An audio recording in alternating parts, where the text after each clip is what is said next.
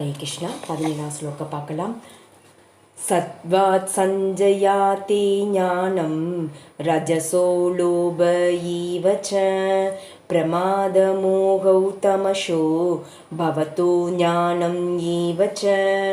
இப்போ தற்போதைய நாகரிகம் உயிர்வாளிக்கு ரொம்பவும் சாதகமற்றதால இருக்கிறதுனால கிருஷ்ண உணர்வு பரிந்துரைக்கப்படுது.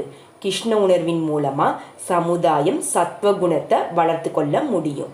சத்வகுணம் வளர்ச்சி அடையும் போது தான் விஷயங்களை மக்கள் உள்ளபடியே பார்ப்பாங்க. தமோ குணத்தில் இருக்கும் மக்கள் மிருகங்களை போலவங்க, எதையும் தெளிவாக காண முடியாதவங்க.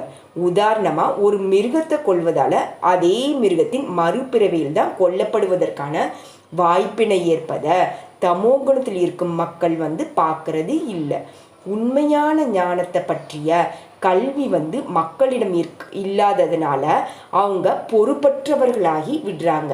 இதே போல பொறுப்பற்ற தன்மையை நிறுத்த பொதுமக்களின் மத்தியில் சத்வகுணத்தை வளர்ப்பதற்கான கல்வி ரொம்ப அவசியம்.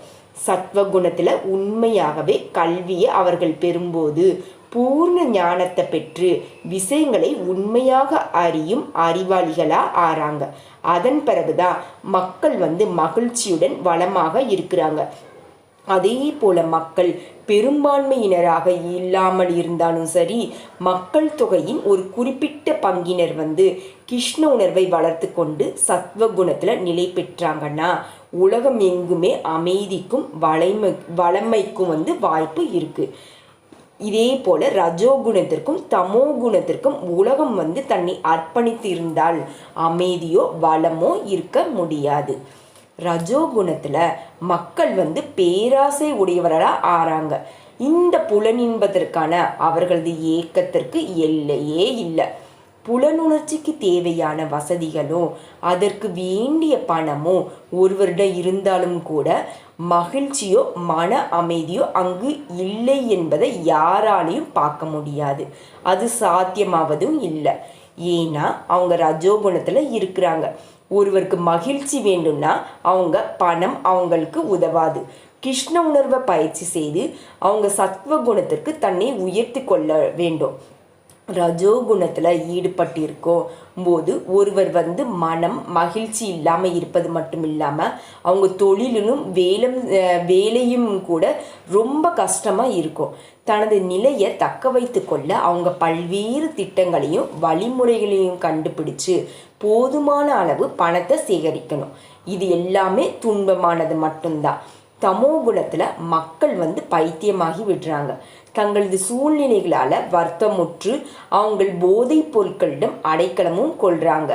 இப்படி மேலும் மேலும் அவங்களுக்கு தெரியாத இருக்கும் காரணத்தினால அந்த அறியாமையில் மூழ்குறாங்க. இவரது எதிர்காலம் ரொம்பவும் ஒரு இருட்டான சூழ்நிலையில் மட்டும்தான் இருக்க முடியும். 18வது ஸ்லோகம். ஊர்வம் கச்சந்தி சத்வத்வாஸ்ததா மத்யே திஷ்டந்தி ராஜசக ஜகன்ய குணவிருத்திஸ்தா அதோ கச்சதி தாமசக. இந்த ஸ்லோகத்தில் இயற்கையின் 3 குணங்களில் செயல்படுவதால் வரும் விளைவுகள் ரொம்ப தெளிவாக கொடுக்கப்பட்டிருக்கு. ஸ்வர்கலோகங்களை உள்ளடக்கிய உயர்நிலை கிரக அமைப்பு ஒன்றும் இருக்குது. அங்குள்ள எல்லாருமே ரொம்ப உயர்வு பெற்றவங்க. சத்வகுணத்தில் வளர்ச்சிக்கு ஏற்பவே அங்கும் பல்வேறு கிரகங்களுக்கு உயிர்வாழி மாற்றப்படலாம். அவை எல்லாமே ரொம்ப மிக உயர்ந்த லோகம்.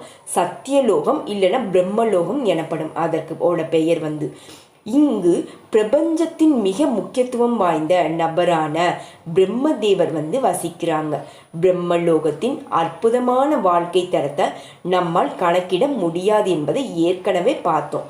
இருந்தாலும் வாழ்வின் ரொம்ப உயர்ந்த நிலையான சத்வகுணம் அதே போல வாழ்விற்கு நம்மை கொண்டு செல்ல முடியும். ரஜோகுணம் கலப்பட முடியதாகும். இது சத்வகுணத்திற்கும் தமோ குணத்திற்கும் இடையில் தான் இருக்குது. இந்த குணத்தில் இருக்கிறவங்க எப்போதும் அதே குணத்தில் தூய்மையாக இருக்கிறதே இல்லை. அப்படியே அவங்க ரஜோகுணத்தில் முழுமையாக இருந்தாலும் அவங்க இந்த உலகத்தில் ஒரு மன்னனாக இல்லைன்னா பெரிய செல்வந்தனாக மட்டும்தான் இருப்பாங்க. ஆனால் கலப்படம் இருக்கும் காரணத்தினால அவங்க கீழ்நோக்கி செல்லவும் முடியும். ரஜோகுணத்திலோ தமோ குணத்திலோ இருக்கும் இந்த பூலோக மக்கள் வந்து இயந்திரங்களின் உதவியால் உயர்லோகங்களை வலுக்கட்டாயமாக அணுகுவது சாத்தியமே இல்லை. ரஜோகுணத்தில் இருக்கிறவங்க மறுபிறவியில் பைத்தியமாவதற்கான வாய்ப்பும் இருக்குது. ரொம்ப தாழ்ந்த குணமான தமோ குணம் வந்து வெறுக்கத்தக்கதாகவே இங்கே விவரிக்கப்படுது. தமோ குணத்தை வளர்ப்பதன் விளைவுகள் வந்து ரொம்ப ரொம்ப அபாயகரமானது.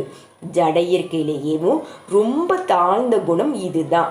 மனித வர்க்கத்திற்கு கீழே பறவைகள், விலங்குகள், ஊர்வன, மரம் என்பன போல 80 லட்சம் உயிரினங்கள் இருக்குது. தமோ குணத்தில் விருந்திற்கு ஏற்ப இதே போல் மோசமான நிலைக்கு மக்கள் கொண்டு வரப்படுறாங்க. தமாசக என்னும் சொல்லு தான் இங்கே ரொம்பவும் முக்கியமானது. உயர்குணங்களுக்கு ஏற்றம் பெறாமல் தொடர்ந்து தமோ குணத்திலேயே இருக்கிறவங்க இந்த சொல்லு குறிப்பிடப்படுது. அவர்களது எதிர்காலம் ரொம்ப இருளடைந்ததாகும். ரஜோகுணத்திலும் தமோ குணத்திலும் இருக்கும் மனிதர்கள் சத்வ குணத்திற்கு ஏற்றம் பெற ஒரு வாய்ப்பு இருக்குது. அந்த வழிமுறை கிருஷ்ண உணர்வு என்று தெரியப்படுது. ஆனால் இந்த நல்வாய்ப்பை பயன்படுத்தாத நபர்கள் வந்து கீழ்குணங்களில் தொடர வேண்டியது தான். ஹரே கிருஷ்ண கிருஷ்ண கிருஷ்ண ஹரே ஹரே ராம ராம ராம ஹரே ஹரே. ஹரே கிருஷ்ணா.